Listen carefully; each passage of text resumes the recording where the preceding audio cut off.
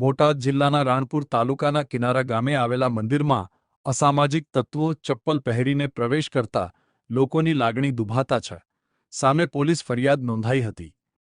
રાણપુરના કિનારા ગામે અગાઉ પણ હનુમાનજી મંદિર અને ભોળાનાથના મંદિર ખાતે ઘટના બની ચૂકી છે. ત્યારે ફરી અસામાજિક તત્વો ચંપલ પહેરીને મંદિરમાં પ્રવેશ કરતા ડાયાભાઈ મેરવાડા નામના શખ્સે તેમને રોકતા તેમને જાનથી મારી નાખવાની ધમકી આપી હતી, જેથી લોકોમાં રોષ ફેલાયો છે. નોંધાયેલી ફરિયાદ બાદ પોલીસે અરમાન વલુસા ફકીર, સોહિલ દિલુશા ફકીર, સરફરાઝ રસૂલશા ફકીર, સમીર દિલુશા ફકીર, દિલુસા દાદુશા ફકીર સહિત 6 સામે ગુનો નોંધી આગળની કાર્યવાહી હાથ ધરી છે.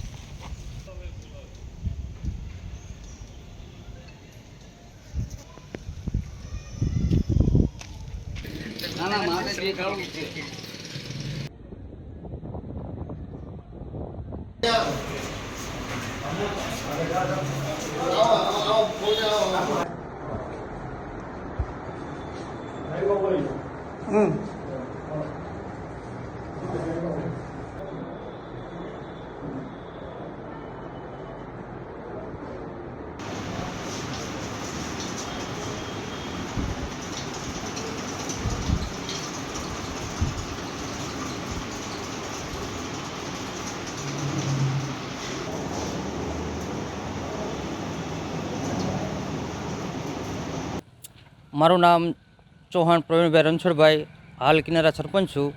આ ગામ કાયમ ભાઈચારાથી રહેલું છે અને એવી અમને આ દુઃખદ ઘટના થઈ છે અને અમને એનો ખૂબ અફસોસ છે કે જે અમુક એવા તત્વો દ્વારા કાયમ બેસવામાં આવે છે અને મંદિર ઉપર ચંપલ અને પહેરીને કાયમ ફરતા હોય છે અને દારને અમારા નુકસાની શંકર ભગવાનના મંદિરે થઈ છે.